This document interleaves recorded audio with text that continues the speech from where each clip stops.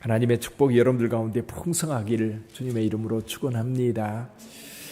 가이사랴 빌립보라고 하는 곳에서 예수님은 베드로에게 놀라운 고백을 들으시지요. 그 고백이 무엇이었습니까? 주는 그리스도시요 살아계신 하나님의 아들입니다. 이 고백을 들은 후 엿새 후에, 날짜를 정확하게 말씀하고 계세요. 엿새 후에 높은 산에 올라가십니다. 이때 예수님께서 세 명의 제자를 데리고 가지요. 베드로와 야고보와 요한입니다. 이 세 명의 제자를 데리고 따로 높은 산에 올라갑니다. 그래서 보통 이 산은 변화산이라고 이름이 지어져 있는 산입니다. 이 이즈라엘 계곡이 있는데, 이즈라엘 넓은 계곡이 있는데 그 계곡 가운데 북쪽 중간쯤에 있습니다. 이 변화산에 올라갔는데 예수님께서 갑자기 변형되십니다. 2절에 보니까 그들 앞에서 변형되사 그 얼굴이 해같이 빛나며 옷이 빛과 같이 휘어졌다. 근데 그와 동시에 두 사람이 나타나요. 모세와 엘리야입니다. 모세는 율법을 대표하고 엘리야는 선지자를 대표합니다. 이 두 사람이 나타나서 예수님과 대화를 나누는 장면을 누가 봅니까? 지금 세 명의 제자가 보고 있는 거예요. 그런데 갑자기 빛난 구름이 몰려와서 구름이 그들을 이렇게 뒤덮는데 하늘에서 음성이 들립니다. 여기 5절에 보면 구름 속에서 소리가 나서 이르되 이는 내 사랑하는 아들이요 내 기뻐하는 자니 너희는 그의 말을 들으라. 이 음성을 들을 때에 제자들이 너무너무 놀라서 그냥 벌벌 떨면서 땅에 바짝 엎드려 있습니다. 시간이 얼마나 지났는지 모르겠어요. 근데 예수님께서 그들에게 다가오셔서 손으로 만지시면서 일어나라, 두려워하지 말라. 그래서 일어나 보니까 아무도 없고 오직 예수님만 거기에 계셨던 겁니다. 그 사이에 이제 베드로가 이제 모세와 엘리야가 나타나는 것을 보고 예수님께 이렇게 말씀을 드렸었지요.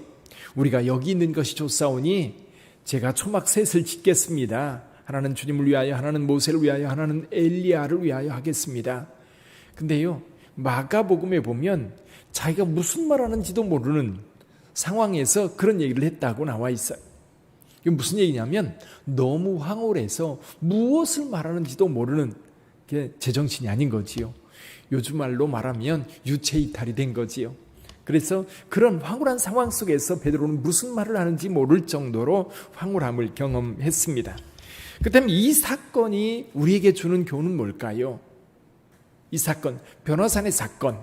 첫 번째는요, 모세와 엘리야가 나타남으로 인하여서 이 예수님의 사건은 구약 성경과 연결되어 있다는 거예요.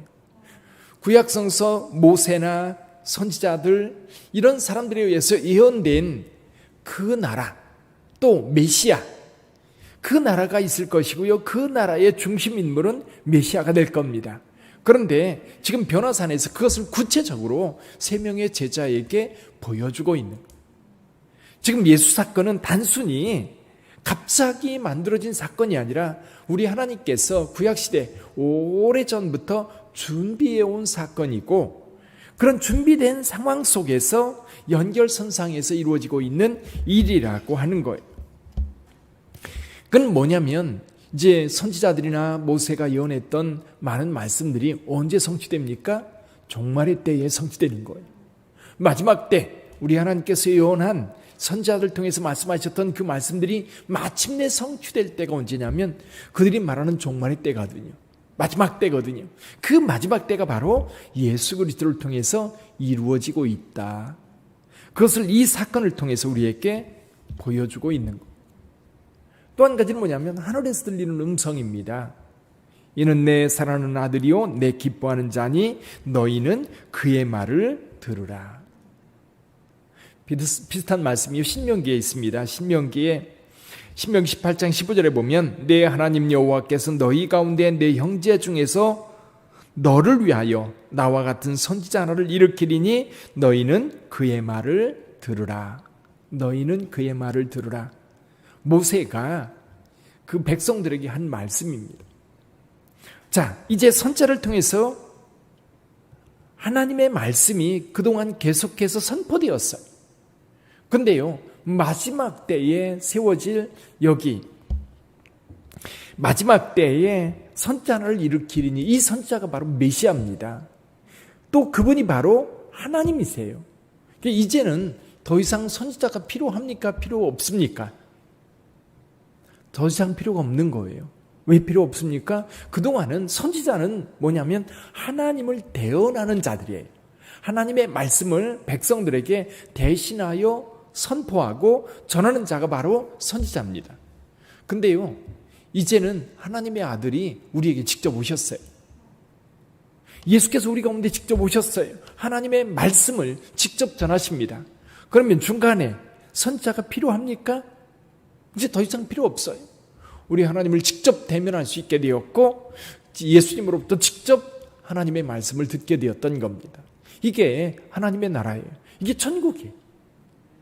지금 예수님과 함께하는 그 나라는 선자를 통해서 간접적으로 들리는 게 아니라 우리 하나님으로부터 직접 그 말씀을 듣고 또 그 말씀을 따라 살아갈 수 있게 된 거지.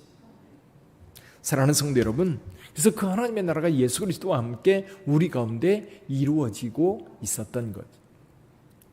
또 한 가지는 뭐냐면, 이 제자들이 맛본 예수 그리스도의 모습을 통해서 천국을 맛본 거예요. 우리가 슈퍼 같은 데 가면 맛보기로 준비해 놓고서 먹어보라고 얘기하지 않습니까? 먹어보고 맛있으면 사는 거예요. 근데 여러분, 여기 이 예수님의 변형 사건, 그리고 모세와 엘리야가 나타나서 함께 대화했던 이 모습을 목격했던 베드로와 야고보와 요한, 평생 잊을 수 있을까요? 그 영광스러운, 잠깐 본 거예요. 예수님을 통해서 그 변화산에서 잠깐 변형된 그 모습, 그게 바로 천국의 모습이었고요. 그거는요, 평생 잊을 수 없는 것이고, 그것은 우리의 삶을 온전하게 이끌 힘이었던 것. 사랑하는 성도 여러분, 그래요. 우리에게는 그 천국이 있는 거예요. 예수님께서 우리에게 말씀해 주셨지요. 내가 너희를 위하여 예비하러 가신다고 말씀하셨고, 준비가 다 되면 내가 다시 오리라. 그래서 우리는 주님께서 하늘나라 가신 그때로부터 다시 오실 그때 사이에 살고 있고, 이 시대를 교회 시대라고 말씀합니다. 이 시대를 성령님이 이끄는 시대라고 말씀해요. 이제는 마지막 때가 되면 주님께서 우리 가운데 오실 거예요. 우리는 그때를 기다리고 있습니다. 물론 저희들이 먼저 갈 수도 있어요. 그러나 그 나라는 분명히 우리가 먼저 가든 주님께서 먼저 오시든 그 나라는 우리가 소망하는 영원한 하나님의 나라인 줄 믿습니다. 여러분, 그냥 죽어서 이 땅에서 끝나는 게 아니라 우리에게는 영원한 하나님의 나라가 있는 것. 그 나라가 저와 여러분들에게 있음을 오늘 이 본문의 말씀을 통해서 맛보기로 보여주신 거예요. 그래서 이 천국 경험, 베드로와 야고보와 요한이 경험했는데, 예수님께서 9절에서 이렇게 말씀하세요.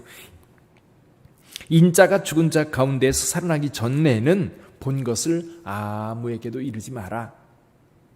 그러면 오해가 생길 수 있거든요. 그래서 부활승천하신 이후에 제자들은 예수님을 증거하면서 그 예수님을 통해서 맛봤던 그 하나님의 나라, 그리고 예수님의 부활을 통해서 분명 그 나라가 우리에게 열렸음을 제자들은 확신하고 세상에 예수 그리스도를 증거하는 일에 목숨을 바쳤던 거지.